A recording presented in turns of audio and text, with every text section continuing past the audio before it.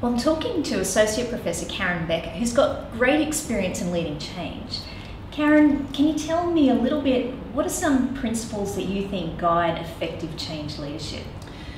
Look, there's lots of theories about change management and change leadership, and for me it's probably the values in looking at a range of different models and theories. But I always come back to John Kotter's 8 steps. Yep. And I've seen them in practice in organisations, and they seem to resonate with managers too when you're talking about leading change, because leadership is quite a broad and hard to pin down topic. Yep. So I tend to use that because it's quite practically focused. It gives you some steps, even though they're not neat steps, but there's something in it, I think, that speaks to managers. So there are 8 steps in Kotter's model. Are there any that are particularly more important or more challenging that you could talk us through? Yeah, it's interesting. The first 2, I think, are very critical, and when I say they're 2, I think, as I said, it's more an iterative thing than steps and neat progress. The first one is creating a sense of urgency. And I think it's all well and good to propose a change, but people have to understand the reason why. And they have to see that the need to change and the benefits you'll obtain from changing are more than staying the same. And we see it in smoking, overeating, all those bad habits we have, until there's a tipping point where I believe not acting is more harmful for me than acting, I'm not going to change. This took me a really long time to lead. I first thought, oh, I've got an idea. Yeah, everyone thinks it's a great idea, but I didn't understand that change scares people and that urgency is an important message. Absolutely, and giving people the information they need to come to a decision that change is for them and that they can see benefit from it. And I think that's a critical step, because a lot of particularly leaders don't realise what information they have available to them that the people working with them don't, and don't necessarily comprehend facts and figures and data when it's just all thrown at them. There has to be analysis, there has to be then also a compelling case for change, and I think establishing that from the outside is critical. So that's the first one. And that's understanding it from the follower's perspective and being able to tell the story that makes the most sense to the follower.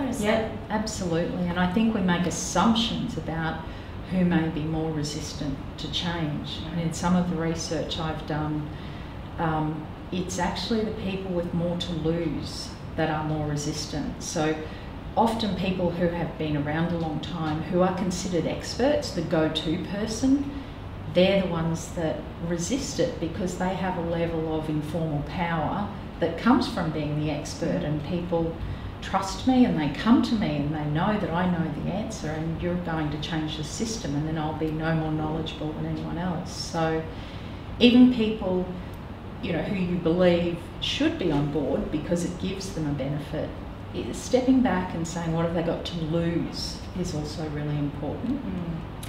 So what would be the next critical step that you think leader of change needs to pay attention to? Yeah, actually the second step in Kotter's is also, I believe, very important, and it ties into that first one, creating a guiding coalition. And it's very much about not trying to go it yourself. Teamwork is the catchphrase everyone uses, but honestly, good change management involves teams of people leading a change, but also bringing people along with them. What I've seen in organisations, one in particular that struck me in my research, was they had a brand new system they were bringing in, and they needed to get people on board because it was integral to the work they did. They were a large mining and manufacturing process plant, and they were bringing in a new safety system. The smartest thing they did was get the people who were most vocal and negative about things, bring them on board, get them involved in making the decision of which system to go to, and then give them facilitation skills to actually go out and show their peers and the people they work with why this system would be beneficial. So they were actually smart. They got the people on board who may have been the most resistant and actually brought them in to be part of that guiding coalition. And I think that's really important to have that strong team leading a change. So who else should be on a guiding coalition? If you invite people who are close to the change, who may be resistant? Yep. Anyone else? Others, there's always going to be people who have always been early adopters of new processes, new technology, and they somehow seem to breed enthusiasm in others.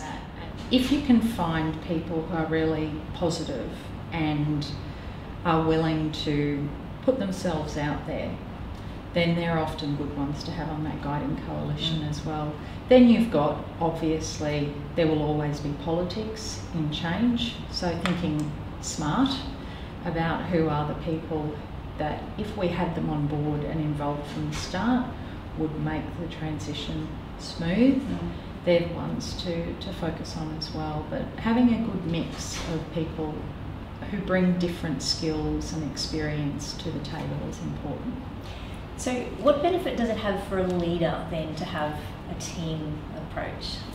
I guess it's a shared leadership model, if you like, and it gives them a touch point, it gives them a referral point.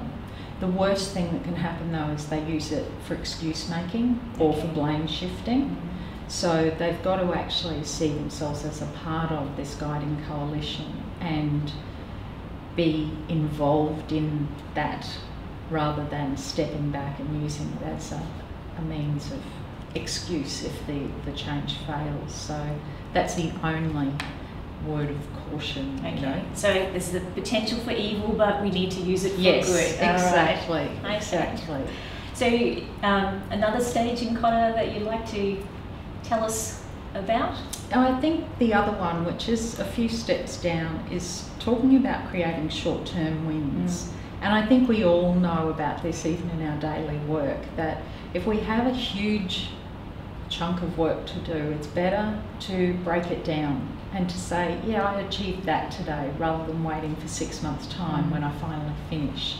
Change is the same. People get tired. People get, we talk about change fatigue. And the rate and pace of change in organisations is often incredibly rapid, and it's just enduring. So I think it's a really important part of leading change to actually stop long enough to celebrate how far we've come. Yes, we can look ahead and say we've got so much further to go, but we have come a long way. And I think from the outset, if you set those opportunities for short-term wins, it's also another chance to reinforce to those who are maybe a bit sceptical that things are moving forward, and you share positive stories. I think that's an important step as well. It sounds very practical, very doable. In your experience of working with a range of industries, do you think it happens well often? Sadly not. Depending on whatever stats you want to look at, I've seen everything from 50 to 70% of change efforts failing in Australia. So it's not a positive outlook.